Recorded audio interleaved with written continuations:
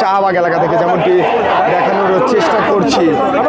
শরীফ ওসমান হাদির হত্যাকাণ্ডের সাথে জড়িত খুনিদের দ্রুত বিচারের দাবিতে কিন্তু রাজধানীর যে শাহবাগ এলাকা রয়েছে, শাহবাগ থেকে বিক্ষোভ মিছিল বের করা হয়েছে। মূলত কিছুদিন আগেই গত সোমবার সিঙ্গাপুরে উন্নত চিকিৎসার সময় কিন্তু মারা যান শরীফ ওসমান হাদি, এবং সেই মৃত্যুবরণের ঘটনা ছড়িয়ে পড়ার পরপরই কিন্তু আমরা দেখেছি রাজধানীর যেই শাহবাগ এবং ঢাকা বিশ্ববিদ্যালয় এলাকা রয়েছে, সেই ঢাকা বিশ্ববিদ্যালয় এলাকায় কিন্তু বেশ উত্তেজনা ছড়িয়ে পড়ে, এবং বিক্ষুব্ধ জনতা যারা রয়েছে তারা কিন্তু রাজধানীর বেশ কয়েকটি প্রতিষ্ঠানে ভাঙচুর করে, এবং এরপরে কিন্তু স্বরাষ্ট্র উপদেষ্টার যে পদত্যাগের দাবি, সেই দাবি কিন্তু করে শরীফ ওসমান হাদির যে জানাজা, সেই জানাজা থেকে সেই দাবি কিন্তু তোলা হয়। এবং তারপরে কিন্তু আমরা দেখেছি রাজধানীর এই শাহবাগ এলাকায় জড়ো হয়ে শাহবাগ অবরোধ করে কিন্তু শরীফ ওসমান হাদির যে হত্যাকাণ্ডের সাথে জড়িত যারা রয়েছে তাদের বিচারের দাবিতে কিন্তু শাহবাগ ব্লকেট করে।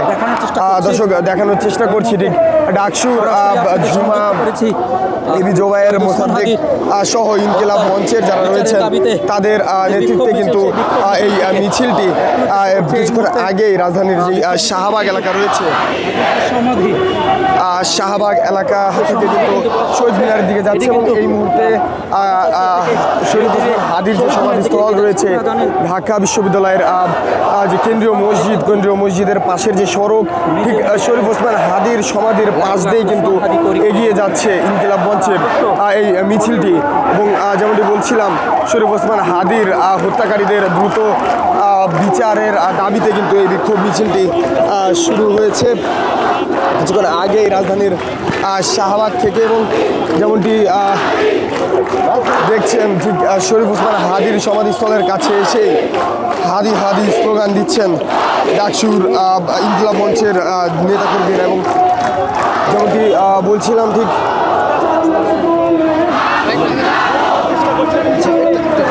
দর্শক যেমনটি দেখছেন, মিছিলের ঠিক শুরুতেই একটি শিশু কিন্তু পতাকা হাতে হাদির হত্যার বিচার চাচ্ছেন, এবং এই মিছিলের অগ্রভাগেই কিন্তু সেই ছোট্ট শিশুটি অংশ নিয়েছেন। এরপরে আমরা দেখেছি ডাকসুর যেই ঝুমা রয়েছে, মোসাদ্দেক রয়েছে, এবি জোবায়ের রয়েছে, তারাও কিন্তু এই ইনকিলাব মঞ্চের এই মিছিলে যুক্ত হয়েছেন। দর্শক, জানিয়ে রাখতে চাই, শরীফ ওসমান হাদির বিচার হত্যাকারীদের যে খবর, হত্যাকারীরা দেশের বাইরে চলে গিয়েছেন, এই খবর কিন্তু সামাজিক যোগাযোগ মাধ্যমে ছড়িয়ে পড়ে, এবং এরপর থেকে ইনকিলাব মঞ্চের যারা রয়েছেন তারা কিন্তু স্বরাষ্ট্র উপদেষ্টার পদত্যাগের যে দাবি, সেই দাবি কিন্তু করে। আমরা শুনছিলাম শরীফ ওসমান হাদির জানাজা থেকে যে জাবের রয়েছেন, তিনি কিন্তু বলছিলেন যে 24 ঘন্টার মধ্যে যদি স্বরাষ্ট্র উপদেষ্টার পদত্যাগ না হয় তাহলে সারা দেশ অচল করে দেওয়ার যেই হুঁশিয়ারি, সেটি কিন্তু তিনি দিয়েছিলেন। এবং কিছুক্ষণ আগেই দেখছি সোশ্যাল মিডিয়ায় বিভিন্ন ফটোকার্ড কিন্তু ঘুরে বেড়াচ্ছে,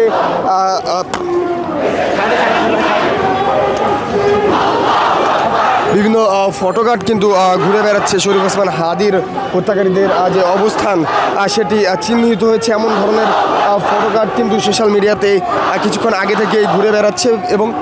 যেমনটি দেখছেন, ঠিক শরীফ ওসমান হাদির হত্যাকারীদের যে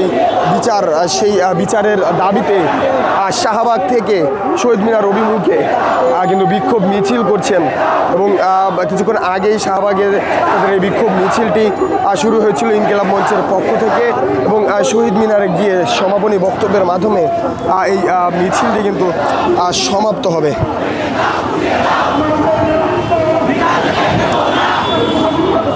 দর্শক, একটু যদি দেখাতে চাই, ঠিক শরীফ ওসমান হাদির যে সমাধিস্থল রয়েছে সেই পাশে মেইন সড়ক দিয়ে, প্রধান সড়ক দিয়ে কিন্তু এই মিছিলটি যাচ্ছে, এবং হাদি হাদি স্লোগান কিন্তু তারা দিচ্ছেন।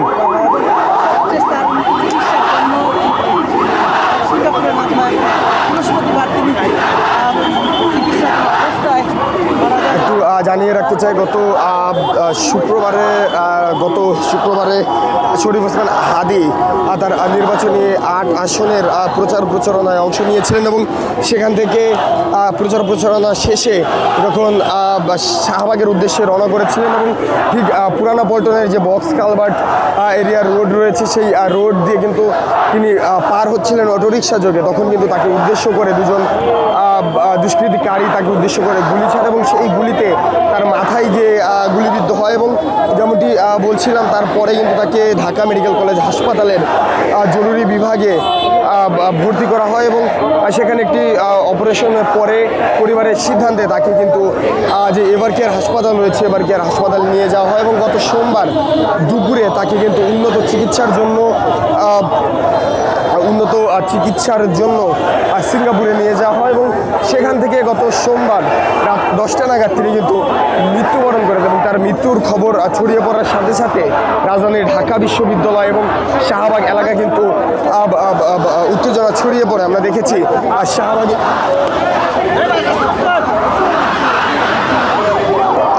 দেখেছি শাহবাগে অবরোধ কর্মসূচি করেন বিক্ষুব্ধ ছাত্র জনতা এবং এরপরে একে একে প্রথম আলো, ডেইলি স্টার এবং ছায়ানট, ধানমন্ডি 32 কিন্তু ভেঙে ফেলা হয় এবং আগুনে পুড়িয়ে দেওয়া হয়। তারপরে ঠিক শরীফ ওসমান হাদির যে জানাজা সেই জানাজা থেকে কিন্তু সিদ্ধান্ত নেওয়া হয় যে আগামী 24 ঘন্টার মধ্যে যদি স্বরাষ্ট্র উপদেষ্টার পদত্যাগ না করা হয় তাহলে কিন্তু পুরো দেশ অচল করে যাওয়ার যে হুঁশিয়ারি, সেই হুঁশিয়ারি কিন্তু দেওয়া হয়েছিল। মূলত শরীফ ওসমান হাদির যারা গুলি করেছিলেন, হত্যাকারী যারা রয়েছে তাদের দেশের বাইরে পালিয়ে যাওয়ার ঘটনার পরপরই এমন সিদ্ধান্ত নেওয়া হয় এবং এই মিছিলটি শুরু হওয়ার কিছুক্ষণ আগেই আমরা বিভিন্ন ফটো কার্ডে, সোশ্যাল মিডিয়ায় বিভিন্ন ফটো কার্ডে কিন্তু দেখছি যে শরীফ ওসমান হাদির যারা হত্যাকারী রয়েছে তাদের অবস্থান জানা গিয়েছে এমন কিন্তু ঘোষণা দিয়েছেন স্বরাষ্ট্র উপদেষ্টা। এবং দর্শক যেমনটি দেখছেন ঠিক এই মিছিলটি কিন্তু যে এই শাহবাগ থেকে শুরু হয়ে শহীদ মিনারের দিকে যাচ্ছে এবং এই মুহূর্তে রাজধানীর ঢাকা বিশ্ববিদ্যালয়ে যে রাজু ভাস্কর্য রয়েছে সেই রাজু ভাস্কর্য এলাকায় কিন্তু অবস্থান নিয়েছে। দর্শক এই ছিল আমার কাছে সর্বশেষ।